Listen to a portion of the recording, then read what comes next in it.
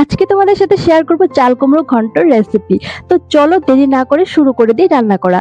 তো চাল কুমড়োটা আমি এইভাবে ছোট ছোট করে কেটে নিয়েছি। আর কড়াই দিয়ে দিলাম সর্ষের তেল, আর সর্ষের তেল গরম হয়ে গেলে দিয়ে দিলাম একটা শুকনো লঙ্কা, তারপরে দিয়ে দিব তেজপাতা, তারপর দিয়ে দিব গোটা জিরে, তারপর একটু ফোড়নটাকে ভালোভাবে ভেজে নিব, তারপর কেটে রাখা চাল কুমড়োগুলো দিয়ে দিব। তো কেটে রাখা চাল কুমড়োগুলো দিয়ে দিলাম, তারপর একটু নাড়াচাড়া করব, তারপর দিয়ে দিব কাঁচা লঙ্কা। তো কাঁচা লঙ্কা 4টার মতো দিয়ে দিলাম, তারপর দিয়ে দিলাম নুন, তারপর দিয়ে দিব হলুদ, তারপর এখন নাড়াচাড়া করে একটুখানি ঢেকে রাখবো। ঢেকে তারপর একটু ভাজি করে নেব।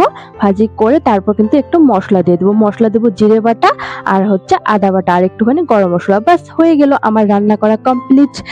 আর এদিকে চাল কুমড়োটা নামিয়ে নিলাম।